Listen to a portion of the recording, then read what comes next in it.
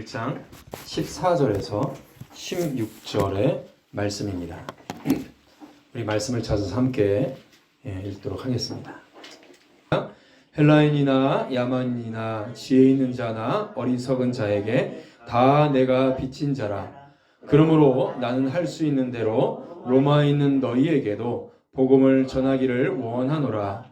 내가 복음을 부끄러워하지 아니하노니 이 복음은 모든 믿는 자에게 구원을 주시는 하나님의 능력이 됨이라. 먼저는 유대인에게요 그리고 헬라인에게로다. 아멘.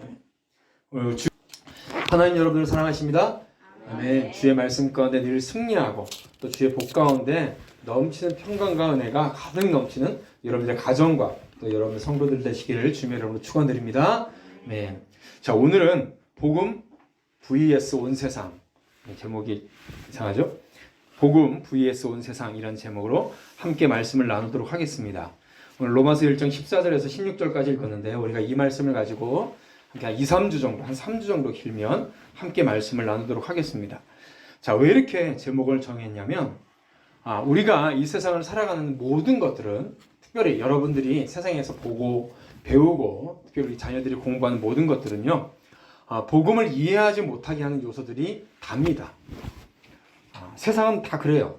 복음을 이해하지 못하고 복음을 받아들이지 못하게 하고 오직 하나님을 대적하게 하고 기독교와 교회를 반대하게 하는 모든 지식들이 가득 넘칩니다.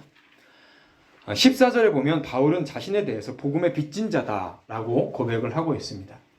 이것은 16절에 바울이 또 고백을 하죠. 내가 복음을 부끄러워하지 아니하노니 라고 고백을 하고 있습니다. 이것이 두 가지가 연결되는 거예요.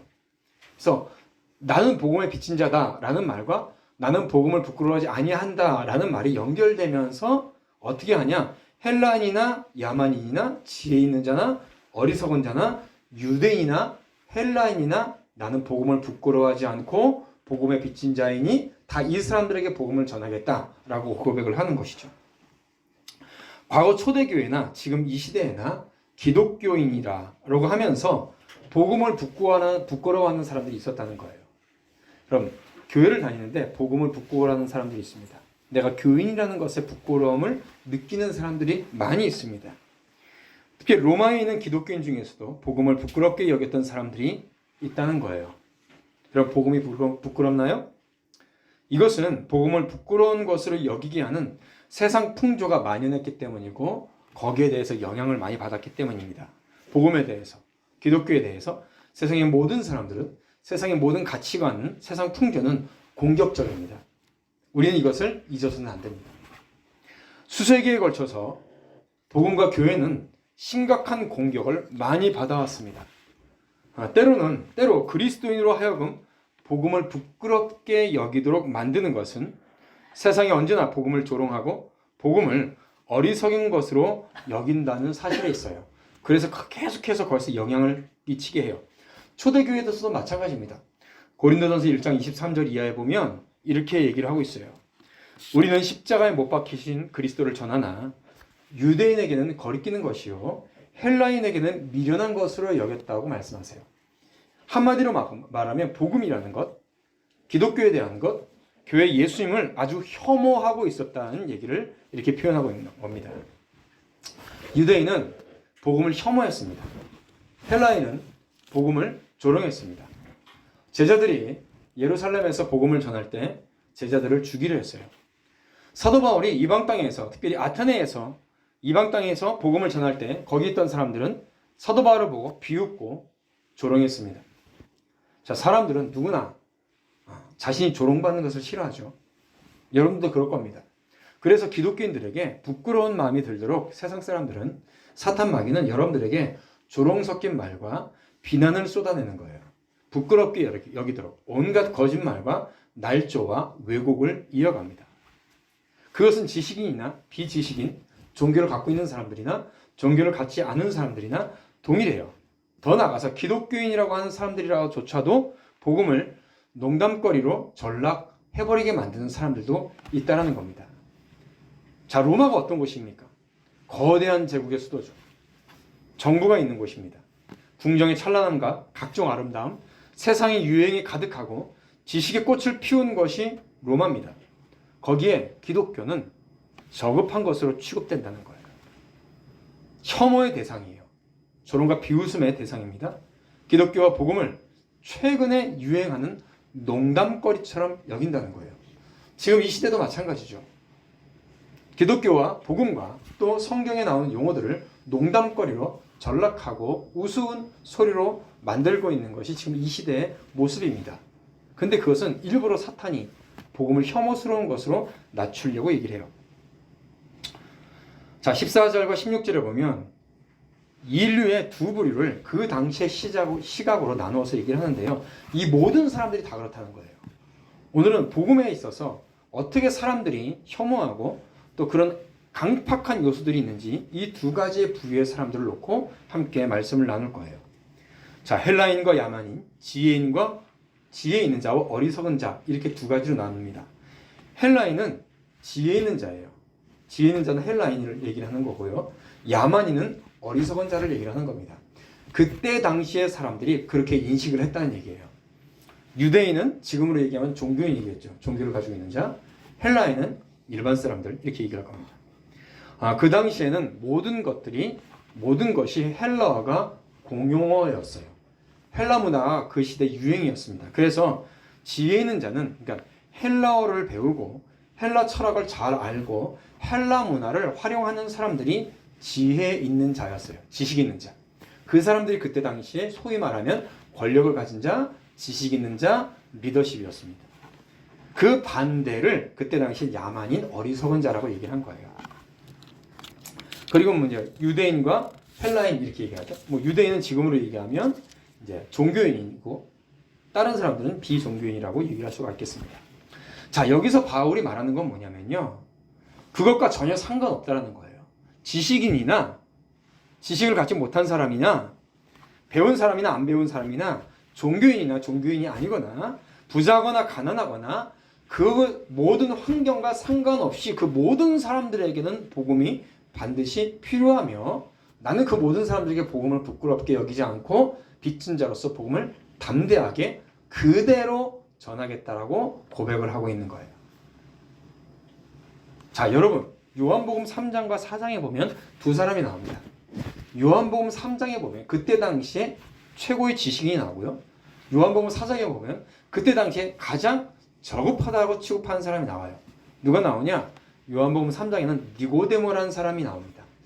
유대인의 관원이죠. 바리새인입니다. 지식인이에요. 니고데모라는 사람이 나오고요. 요한복음 4장에는 사마리아의 수가성 여인이 나옵니다. 왜 하나님 요한복음 말씀에 요한복음 3장과 4장 이 두 사람을 딱 대비해서 두 절로 한꺼번에 묶어서 이렇게 편집을 해놨을까요? 우리에게 말씀해 주셨을까요? 그때 당시 그 모든 두 사람에게 복음이 필요하다는 얘기예요. 니고데모는 어떤 사람이죠? 니고데모는 남자입니다. 수가성 여인은 여자죠. 여러분, 이 시대의 최고 선진국이라고 한 사람, 미국도요. 자, 여자가 참정권이 보장됐던 게 남자가 참정권이 보장됐던 거하고 무려 120년이 차이 나요. 120년 전에 났어요. 하버드 대학도 제가 알기로는 1950년까지 여자는 입학을 못했던 걸로 알고 있습니다. 그러니까 최근까지 그랬던 거예요. 그러니까 니고데모는 유대인 중에서도 관원이었어요. 훌륭한 사람이라고 취급받던 사람이죠. 사마리아 수가성 여인은, 자, 사마리아 땅에 사는 사람들은 유대인이 아주 싫어하는 사람들입니다. 우리나라 니고데모는 랍비였어요. 당시에 도덕적으로 청결하고 배운 자, 진리에 관심이 있어서 예수님께 찾아왔던 사람입니다. 네, 사마리아 여인은 전혀 관심이 없었습니다. 그러나 그 두 사람에게도 동일하게 복음이 필요하다는 거예요. 복음은 사람에게 차별이 없다라는 겁니다. 자, 먼저 어리석은 자, 야만인이라고 불리는 사람들에 대해서 얘기를 하겠습니다. 사람을 외모로 분석하고 판단하는 사람들이 굉장히 많아요. 지금의 사람들은 사람을 외모로 쉽게 판단합니다. 특별히 사회 정의를 외치시는 분들을 보면 정확하게 사람을 외모로 판단해요. 어떻게 판단하죠? 가난한 사람들은 대체적으로 선하고 부자는 대체적으로 악한 사람으로 본 것이 특징입니다. 그래서 가난한 사람들은 무조건 선한 사람이고 도와줘야 되고 약자고 피해자예요. 그게 사람을 외모로 판단하는 거죠. 재밌는 것은, 웃긴 것은 자신들은 모두 부자가 되길 원합니다. 저는 그것을 역차별이라고 생각해요. 사람을 외모로 판단하고 있어요. 현재 한국 사람들의 보편적인 행태예요. 조선시대의 사고방식을 아직도 벗어나지 못하고 있는 거예요. 전혀 성경지지 않고 바른 모습도 아닙니다. 그런데 우리가 잘 생각해 보십시오. 복음을 전하고 선교할 때도 그래요. 선교지로 갈 때 어디로 갑니까? 가난한 데로 가요. 가난한 사람들, 고아오고 못 먹고 못 사는데, 물론 대부분 우리나라보다 다 못 사는 사람들이긴 마찬가지입니다. 그런데 선교사로 영국이나 프랑스로 간다면 이상하게 생각해요. 왜 이상하게 생각합니까? 가서 선교지로 간다 그러면 선교지로 가가지고 우리가 뭔가 그 사람들에게 돈을 주고 뭔가를 만들어주고 먹을 거를 주고 하면 선교지에 가서 뭔가 했다라고 생각을 해요. 큰 착각입니다. 그 지역의 대통령이나 교수, 사업가들에게는 복음을 전하지 않아요. 왜 그래요? 외모로 평가하기 때문이에요. 어떤 사람들이 목사님한테 와가지고 이렇게 얘기합니다. 어떤 사람이, 목사님, 우리 친구가 사업에 쫄딱 망했습니다. 드디어 예수님을 믿을 때가 됐어요. 아니, 사업에 망해야지 예수님을 믿는다는 것은 어디에서 나오는 얘기예요? 사도행전 10장 33절 35절에 이렇게 말씀하십니다. 베드로가 입을 열어 말하되 내가 참으로 하나님은 사람을 외모로 보지 아니하시고 각 나라 중 하나님을 경외하며 의를 행하는 사람은 다 받으시는 줄로 깨달았노라. 사람 외모는 여기 모든 것들을 포함해요. 우리의 눈으로 보이는 모든 것들을 포함하는 겁니다. 상관없고 하나님을 경외하고 의를 행하는 자는 하나님이 받으시는 거예요. 사람을 그렇게 판단해서는 안 됩니다. 그가 부자로 많이 배운 사람이라고 해서 복음을 받아들이지 않을 것이고, 그가 사업이 망했고 가난하고 심적으로 부담감이 있다고 해서 복음을 잘 받아들일 것이라고 생각하는 것은 잘못된 생각이에요. 오히려 그런 사람들을 보시면 어떻습니까? 더 세상을 원망하죠. 그렇지 않습니다. 만약에 그렇게만 생각한다면 복음은 정말로 능력이 없는 겁니다. 만약에 보세요. 저희 교회가 앞으로도 적어도 제천에서 제일 큰 교회가 될 겁니다. 아멘. 그런데 더 커져서 한 10,000명 된다고 생각해 보세요. 너무 좋죠. 예. 저는 욕심이 많은 사람이에요. 우리는 진리 가운데 살아가니까 소수여도 됩니다. 저는 그런 생각하지 않습니다. 꿈에라도 여러분 그렇게 말하지 마십시오. 진리 안에 있으니까 더 커지고 더 큰 영향력을 끼쳐야죠. 근데 우리 교회가 한 10,000명 됐다고 쳐봅시다. 그런데 아멘, 예, 감사합니다. 그런데 제가 만약에 그렇게 초대형 교회 목사인데 벤츠를 타고 다니지 않고 제가 모닝을 끌고 다녀요. 그리고 허름한 양복에 다 헤어진 구두를 신고 다닌다고 해보십시오. 그런 사람들은 그거 하나만 가지고 저를 위해서 저에게 이렇게 얘기할 겁니다. 와, 대형 교회 목사가 저렇게 청렴 결백하구나. 참으로 겸손하구나. 사람들은 그렇게 얘기할 거죠. 구두 하나 가지고, 그죠? 차 한 대 가지고, 그거 하나 가지고 사람을 평가해 버리는 겁니다. 얼마나 어리석습니까? 제가 속으로 어떤 죄를 짓는지 생각을 안 하죠. 이 얼마나 어리석고 바보 같은 생각이에요. 우리나라 사람들 보면 이런 것들을 굉장히 많이 판단해요. 스스로 속이고 있는 거예요. 그 속은 하나도 안 보고. 그러니까 얼마나 사람들이 그 사람의 외모를 보고 행동하는 모습을 보고 헷가닥 돌아서니까 정치인들이 그렇게 자신을 청렴결백한 척 하는 거예요.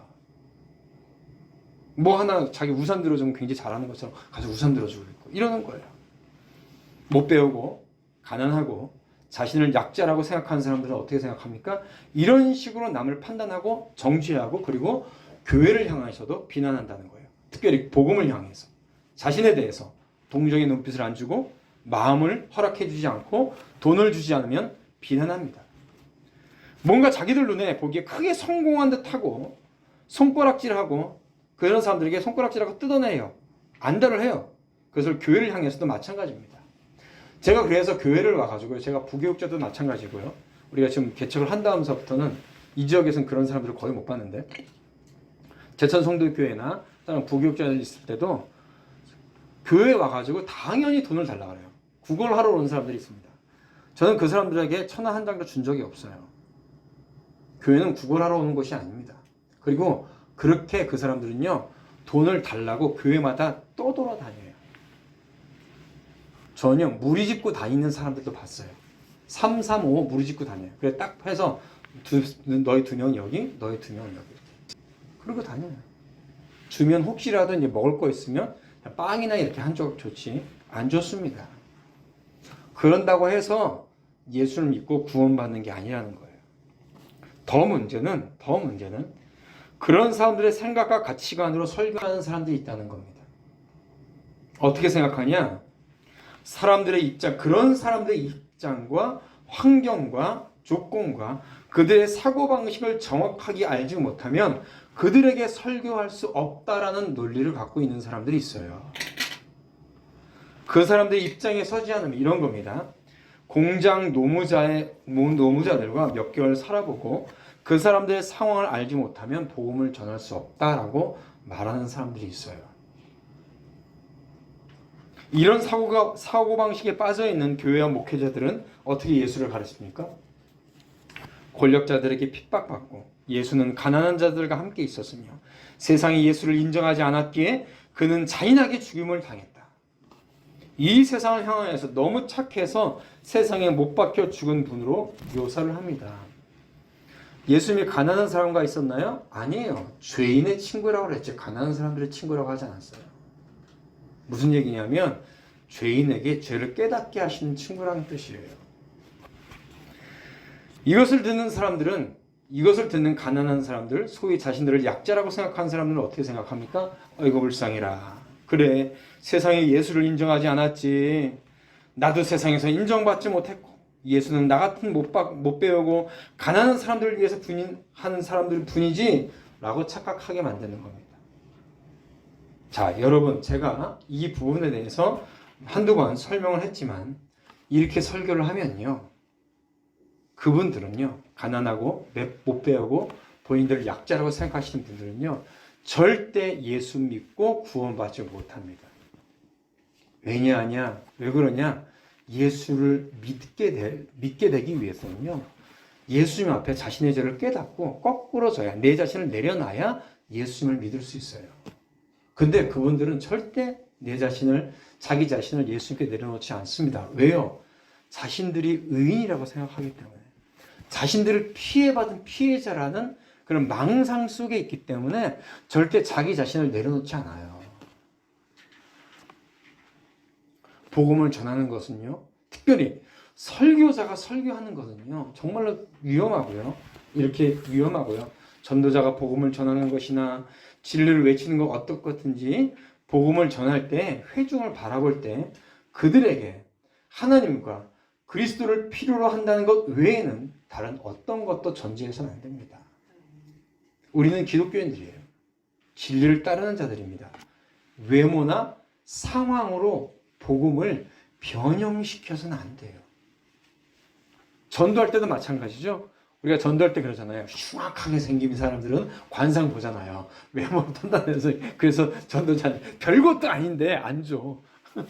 그리고 말을 잘 듣고 착해 보이는 사람한테 가서 말하죠. 반대예요. 흉악하게 보이고 안 들을 것 같은 사람이 절 잘 들어요.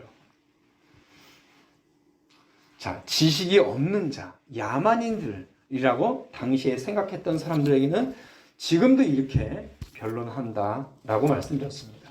이렇게 기독교와 복음을 왜곡시키고 변형시켜요. 자, 그렇다면 지혜 있는 자, 헬라인이라고 얘기했죠. 헬라인은 당시에 지혜 있는 자, 헬라어를 사용하고 헬라 문화의 최고점을 갖고 있고 당시 리더십이라고 하는 사람들입니다. 자, 약간 외부로 빠져서, 자, 지금은 세계 공용어가 어떤 어죠? 영어죠, 영어. 영어를 잘하는 게 최고입니다. 전 세계의 모든 사람들이 영어를 사용하는데 그 나라의 한 약 10% 정도가 영어를 잘해요. 그리고 그 영어를 잘하는 사람들 중에 그 나라의 대부분의 지도자들이 있다고 그래요. 통계적으로. 그러니까 영어가 권력인 거예요. 여러분 학생들 영어 공부를 하십시오. 영어 공부를 하세요. 공부 대충 하지 마시고 다른 공부를 안 하더라도 영어만 잘해도 여러분 먹고 사는데 거의 지장 없이 영어를 합니다. 영어를 잘하는 사람들 속에 지식이 있는 거예요.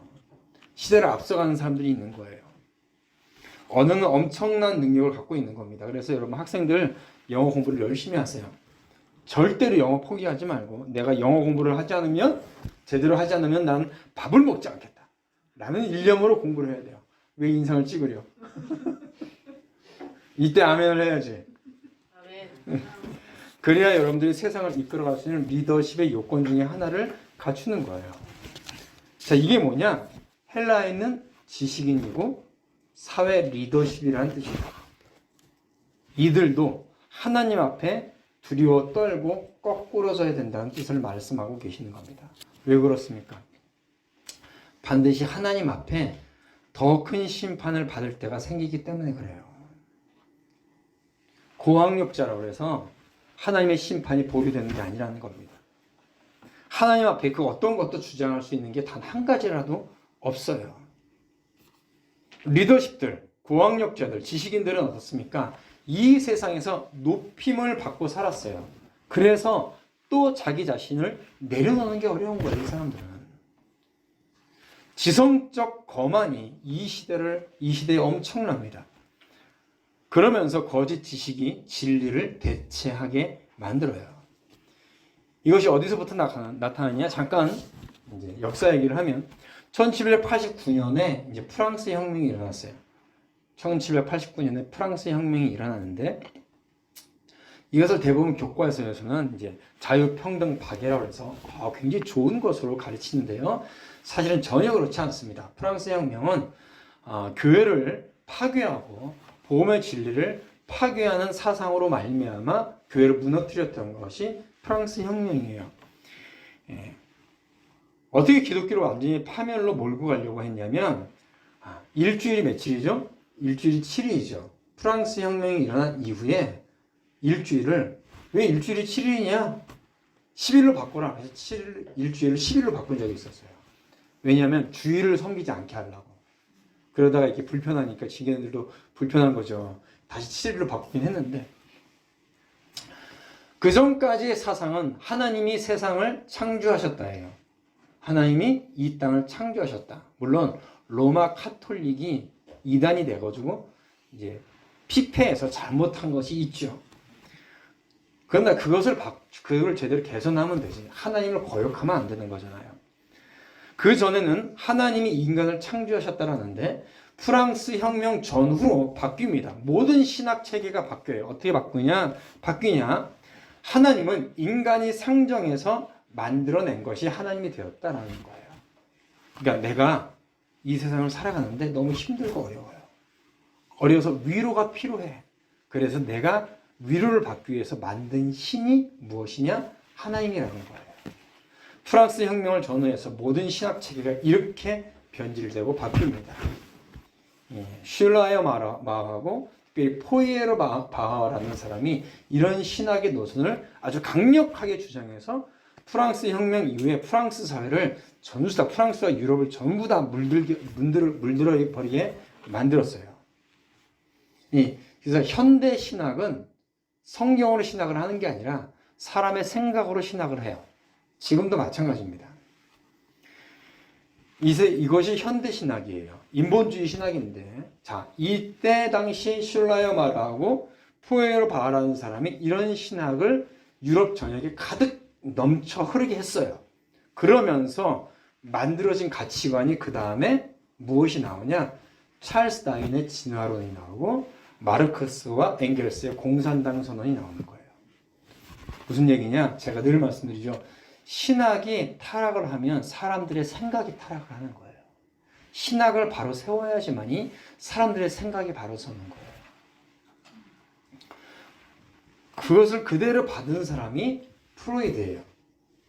프로이드가 사람들이 교회 가서 하나님을 찾으면서 강박관념에 걸렸다라고 얘기를 하는 거고, 그리고 이러한 사상을 그대로 가지고 와서 하버드 대학에서 이렇게 사람들을 가르쳐야 된다라고 얘기하면서 교육학을 연구해서 현대 교육의 아버지라고 불렀던 사람이 존 듀이라는 사람이에요. 그래서 이 사람들의 사고방식을 그대로 어디에서 가르치겠어요? 대학에서 그대로 가르치는 겁니다. 여러분들이 들어가는 모든 대학에서 이 가치관을 가지고 모든 학문을 가르쳐요. 그러니까 특별히 사범대에서 이렇게 가르쳐요. 교육학을 가르칠 때 이렇게 가르쳐요. 그것을 배우고 나온 사람들이 여러분들 학교에서 교사가 되고, 그것을 배운 그대로의 사람들이 아이들이 배워서 나오는 거예요. 뭐예요?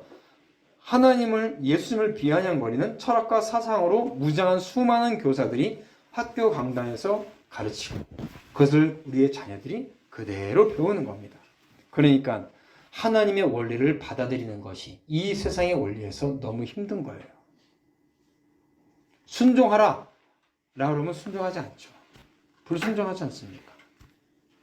이것이 맞다 라고 얘기하면 내 생각은 이렇게 얘기하잖아요. 그 모든 것이 여기에서 원리가 되는 거예요. 여러분, 기독교는 가는 길이 다른 겁니다. 가는 길이 달라요. 목적 자체도 다르지만은 가는 길과 방법도 달라요. 가는 길과 방법이 다르면 이미 그것은 기독교가 아닙니다. 가는 길과 방법은 완전히 반성경적이고 반기독교면서 거기서 예수님의 이름만 붙여 놓은 것이 지금의 사람들의 생각과 사상과 특별히 교육이에요. 지성이에요. 예를 들어서 이런 거죠. 얼마 전에 작년에 재작년인가요? 예. 그 제주도에 예멘 난민 사건이 있었죠. 예멘에 전쟁이 일어났을 때 그 난민을 받아야 되냐, 이슬람 난민을 받아야 되냐 말아야 되냐 뭐 이런 얘기가 있었습니다. 그러면서 이슬람이 잘못한 것 같지만 이슬람이 서구 사회를 테러할 수밖에 없는 상황을 아느냐? 옛날에 이제 미국에서 십몇 년 전에 9.11 사태 일어날 때도 이런 얘기 똑같이 했었어요. 수백 명이 죽었는데, 다쳤는데 이슬람이 잘못한 것 같지만 이슬람이 서구 사회를 테러할 수밖에 없는 상황을 아느냐? 이 논쟁의 싸움은 기독교인들이 먼저 심어놨다라고 얘기를 합니다. 역사를 제대로 모르니까 이런 얘기를 하는 거예요. 십자군이 이슬람 사회를 괴롭혔다 막 이렇게 얘기를 하는 거죠. 근데 십자군이 1095년에 시작했는데 그 모토가 뭐냐? 성지 예루살렘을 회복하자라는 얘기였어요. 이게 왜 그러냐면 1000년 가까이 계속해서 거의 600년에서 1000년 가까이 유럽인들에게 매우 큰 공격을 계속해서 받고 있었어요. 메디나가 650년이었는데 450년이었는데 그때서부터 600년에서 거의 1000년 가까이 계속해서 공격을 받고 있었는데 유럽인들이 어떤 기도를 했냐면 하나님, 우리를 아침에는 훈족의 화살부터 건져주시고 저녁에는 무슬림의 칼로부터 건져주시옵소서라고 기도했어요. 이게 유럽인들의 일반적인 식사 기도였어요. 훈족의 침입은 기원전서부터 계속해서 있어서 나중에 서로마 제국이 멸망되고 이슬람의 공격으로 인해서 나중에 동로마 제국이 멸망이 되죠. 계속해서 한 1000년 가까이 계속 당한 거예요. 그러다가 아프리카 쪽에서 이슬람인들에게 공격해오는 이슬람인들에게 스페인이 빼앗기고 터키 쪽에서 오는 이슬람인들에게 예루살렘이 빼앗기게 되니까 안 되겠다. 우리의 성지를 회복하자라고 십자군을 세운 거죠. 뭐 이슬람이 무슨 십자군이 먼저 이슬람을 괴롭혀요. 이슬람의 악하고 잔인함이 십자군을 먼저 만들게 된 요인이 된 거죠. 물론 그 가운데 이제 군대를 파견했던 각 국왕들의 왕들의 속셈은 또 달라요. 그 안에 또 속셈은 달라요. 그러나 원래 모습은 그게 아니라는 겁니다. 그러면서 내가 기독교인이지만 기독교인의 잘못을 내가 잘 알고 있기 때문에 비판할 수 있다라고 얘기를 합니다.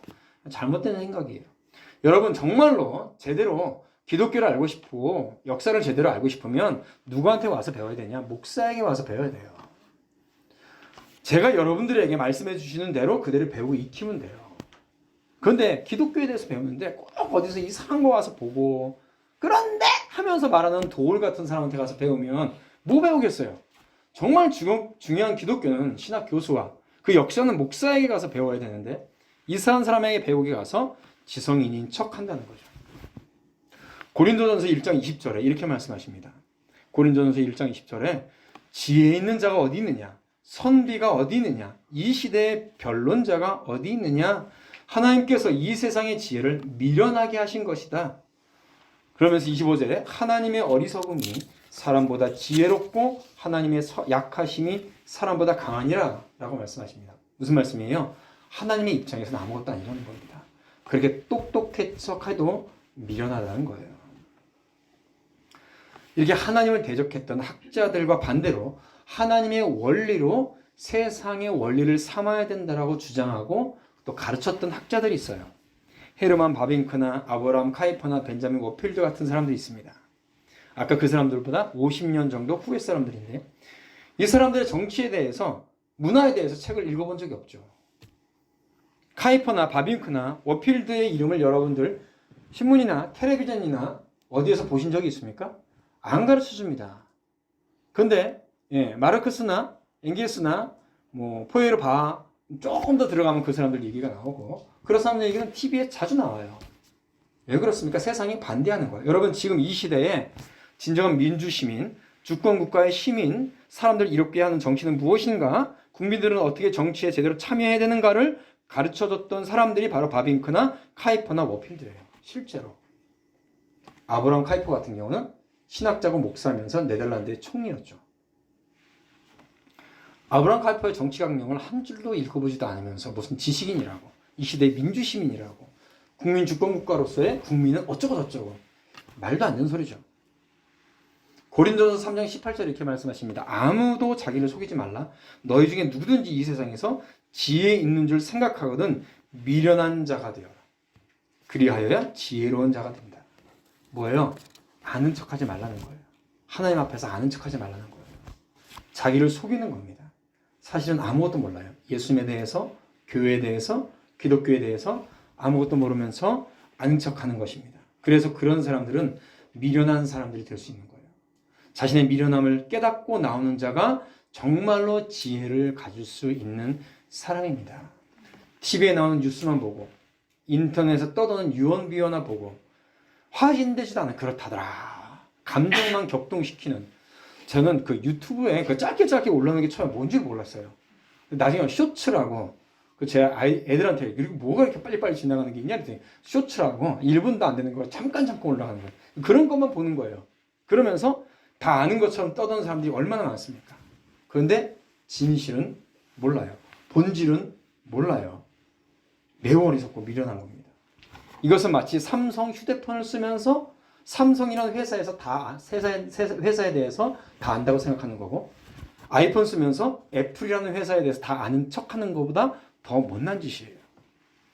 교회를 다니는 사람들 중에서도 그런 사람들이 있고요. 목회자라고 하는 사람들도 그 중에서 그런 사람들이 있는 것은 마찬가지입니다. 우리는 진리에 대해서 더 깊이 연구하고 알아야 되고 그 안에서 하나님을 알려고 해야 돼요. 세상을 보는데 이 땅을 보는데 안타까운 것은 점점점 더 미련해지고 있는 것 같아요. 더 어리석어지고 있는 것 같습니다. 어쩌면 이렇게 사람들이 잘 속는지 신비해요. 한두 번 속아봤으면 더 이상 안 속아도 되는데 하지만 돌아보면 저도 역시 그런 사람 중에 하나였다는 것을 깨닫고 기도하고 또 사랑하게 됩니다. 그러므로 여러분들은 절대 자기 스스로 뭔가 안다고 먼저 말을 꺼내거나 스스로 생각해서는 안 돼요. 그 순간 여러분들은 세상에서 특별히 하나님 앞에서 미련한 사람들이 돼요. 그 시간에 말씀 더 보시고요. 기도해야 돼요. 지금까지 여러분들이 신앙은 이런 거다. 믿음은 이런 거다. 라고 생각했는데 설교를 들어보니 이것이 신앙이 아니구나. 믿음이 아니구나. 라고 깨달아야 됩니다. 그 하나님의 말씀을 받아서 바꿔야 돼요. 모든 그리스도인들은 항상 유턴이 있어야 됩니다. 내 생각과 나의 삶의 방식과 성경을 비교해서 봤을 때 분명히 다르면 무조건 성경으로 유턴해야 돼요. 그거 힘들고 어렵고 자존심이 상하더라도 여러분을 바꿔야 돼요. 그것이 그리스도인입니다. 세상은 여러분들을 속이고 있어요. 사탄마귀는 여러분들을 속이고 있어요. 못 배운 사람은 못 배운 사람대로, 배운 사람들은 배운 사람대로, 똑똑하고 돈이 좀 많은 사람들은 내가 뭐가 어디다 몰라서, 못 배우고 가난한 사람들은 왜 우리를 이해해주지 못하지? 동정해주지 못하는가? 종교를 가지고 있는 사람들은 너희만 왜 골수냐? 종교를 갖지 못한 사람들은 굳이 종교가 필요하냐? 그러나 기억해야 될 것은 지금까지 설명해드렸던 사람들과 세상의 가치관의 공격과 시험이 늘 여러분들에게 있다는 것을 기억하시길 바랍니다. 그러나 그러한 공격에서도 믿음의 사람들은 복음을 위해서, 교회를 지키기 위해서 고통을 또한 감내해왔고 진리로 전심으로 나갔다는 것을 기억하시길 바랍니다. 그 믿음의 사람들은 조롱뿐만 아니라 육체적으로도 어려움을 당했다는 것을 우리는 기억해야 된다면 우리도 역시 이 시대에 더 큰 조롱과 고통을 당할 수가 있다는 거예요. 거의 여러분들 상처받지 마세요. 여러분들에게 조롱한다면 여러분들은 믿음의 사람인 거예요. 여러분들에게 상처를 주는 사람이 있다면 그 사람들 위해서 기도하시고요. 함부로 분노하지 마세요. 안타까워하시고 사랑으로 기도하십시오. 그리고 무엇보다도 하나님의 진리의 말씀에 전심으로 임하시길 바랍니다. 전심으로 임한다는 것은 마치 고시 공부하듯이 열심히 말씀을 공부한다는 뜻이에요. 그래서 과거 믿음의 사람들의 삶을 닮아가시고요. 어떤 경우라도 복음을 부끄러워하는 자가 아니라 담대히 복음 앞에 서는 주의 복된 성도를 되시기를 주님의 이름으로 축원드립니다. 아멘. 기도하겠습니다.